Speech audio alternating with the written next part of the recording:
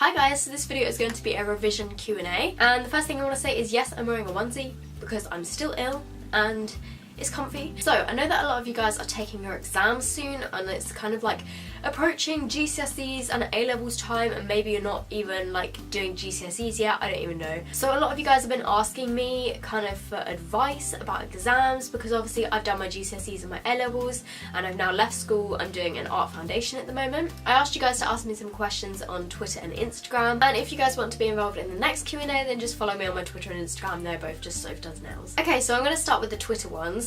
So Sophie from I Am a Drama Llama, which is the best Twitter name, can I just say, like. Also, I'm pretty sure you were called Soph McDofe or something on YouTube, because I recognise your picture. If that is wrong, that's going to be really embarrassing. She asked me a few questions, so I'm going to answer a couple of them. The first one that I'm going to answer is, how do you keep yourself motivated and balance your time well? I feel like in order to get motivated, you really just have to kind of think about the end goal. Just kind of tell yourself that once this short period of like heavy revision is over, you are going to be done with your exams, it's going to be summer, and you can have a whole summer to relax. It is kind of worth just like persevering and keep up with the revision, and then once you get like the good grades, you will be so happy that you worked so hard. If you put in the work, then you should get the grades, and then you will be so happy and so proud of yourself, and it's just such a great feeling to know that you've kind of spent all this time working on something really hard and then you get like the results that you wanted. So to kind of like stay motivated, I kept kind of telling myself like it will be worth it in the end, and then once I've done these exams, it will be summer and I can forget all about them. And then for balancing my time well, I didn't kind of do like hardcore revision days where I would literally just like sit there for like 12 hours revising, because I just can't like cope with that. Like I would always get so distracted, like I was so bad. I would say to balance your time, make sure that you're not just solidly revising, because you'll get to a point where you just can't take in any more information, like your brain will literally just switch off. So make sure even when you are doing revision, like try and fit in some fun things in between the gaps where you're not revising, and I would say to kind of like break it up into small chunks. So maybe do like an hour of revision and then like have a half-hour break, like have a snack, watch a YouTube video or something like that. Just make sure you kind of like, to balance your time well, make sure you're still doing stuff that like is relaxing and fun, because that is important for your like state of mind. I would generally try and do like half a day of revision and then half a day of like relaxing. And maybe that's not the best way to do it, but it worked for me because I wasn't kind of like, oh my god, I have to do a whole day of revising. She also said, what did you get at GCSEs? I got A stars in English, literature,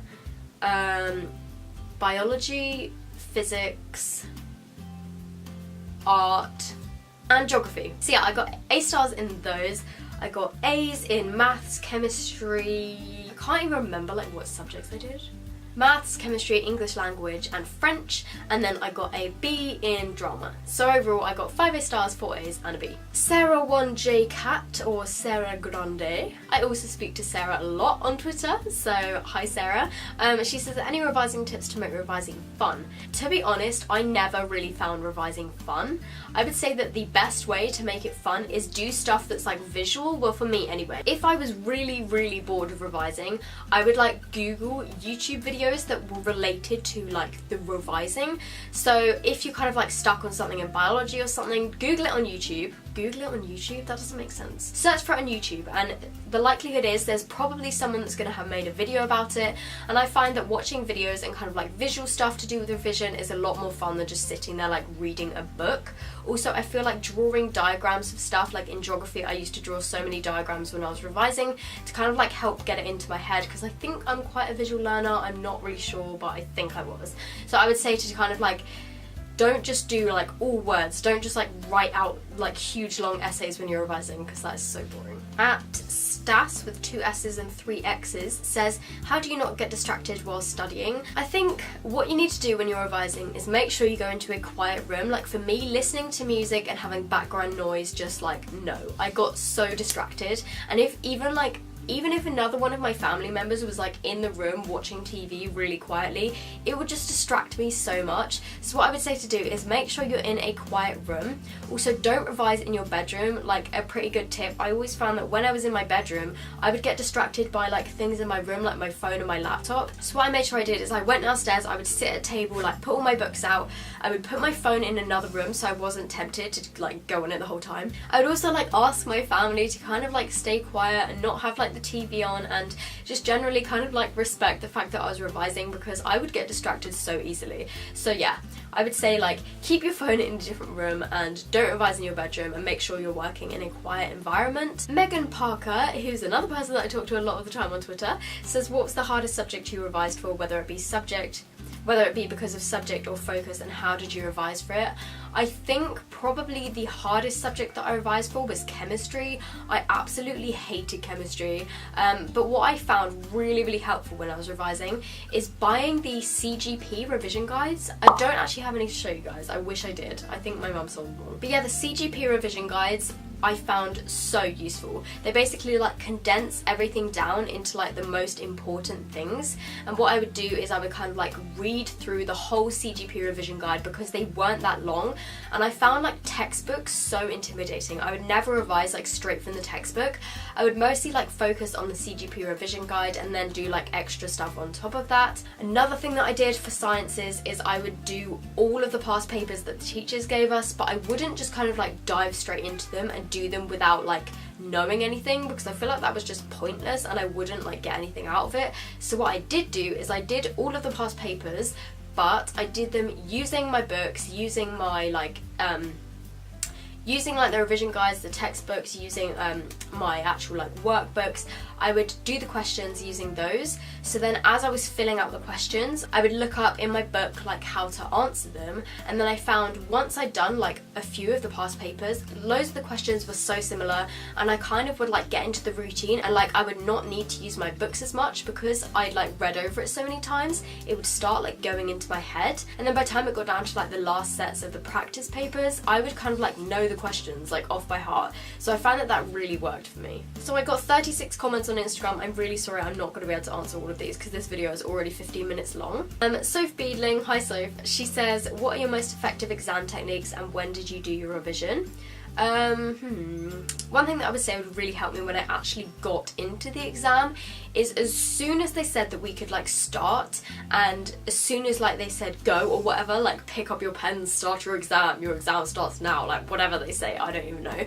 As soon as they did that, I would flip open one of the pages and all of the like key facts that I was trying to keep in my head, I would just like jot them down on one of the pages, and I'd just try and like jot down everything I could remember, like the formulas that I needed to know, like places or like case studies, or for whatever subject it was, I would jot down all the things that were like going around in my head, just like the main points that I needed. And that way it kind of like relieved my stress a bit, because I know like when you go into an exam, like right up until the last moment I'd be looking at books and I'd be trying to like remember all these different like formulas and facts and all this stuff, and then as soon as I got into the exam and they told us we could start, I would just write all that stuff down, and then it was kind of like a sigh of relief. So I think that is a pretty good exam technique. I mean, obviously don't do that as soon as you get into the exam hall, because that is cheating. You can't write it down before they said start, but just like when you're sitting there, just kind of like go over it in your head, and then as soon as they say go, write down as much as you can remember, just in like bullet point form. Chloe Melville, hi Chloe, oh my god, we haven't spoken in ages, says, what are your tips for not getting distracted while studying?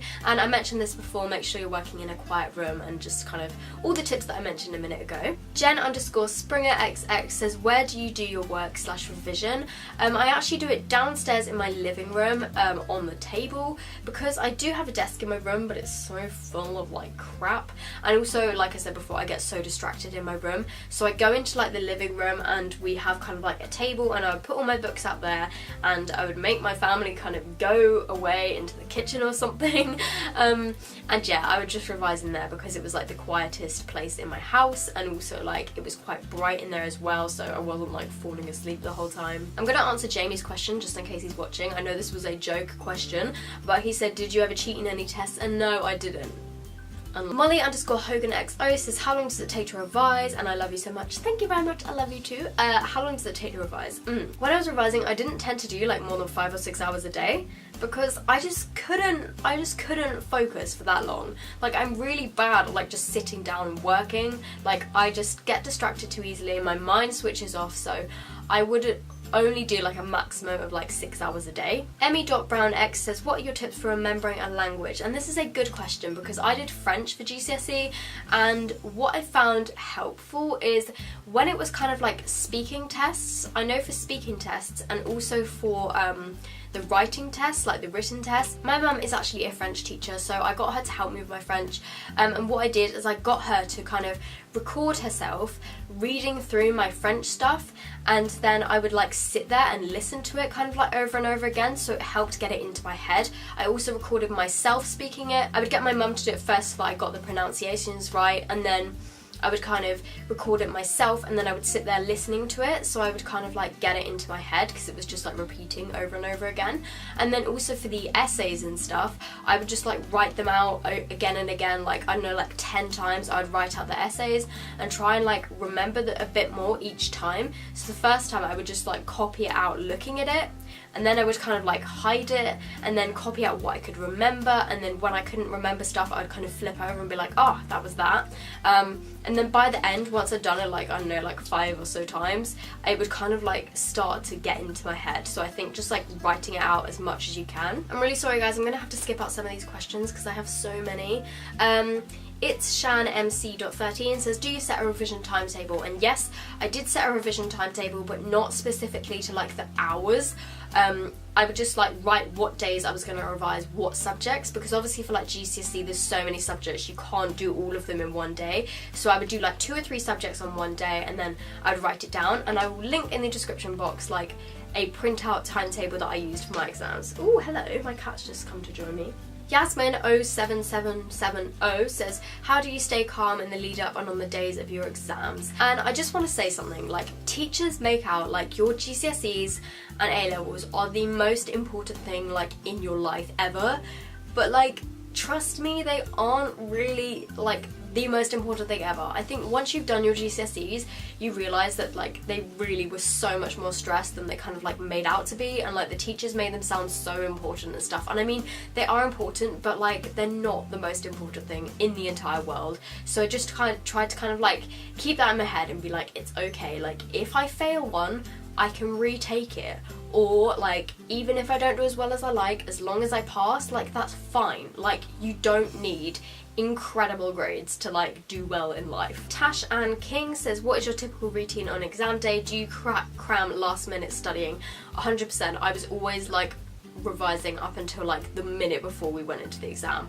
I don't know why, it just helped me a lot, and I found that it stuck in my head that way. Becky with 2 Ys Morgan X says, what did you take for GCSEs and what do you recommend? I took English language, English literature, which we had to take. I took maths, which we had to take. 3 sciences, which I had to take. I took French as my language. I did drama, geography, and what was the third one? And art for my options. And I would definitely recommend art. Well, if you're into art, obviously. Art has always been my favourite subject.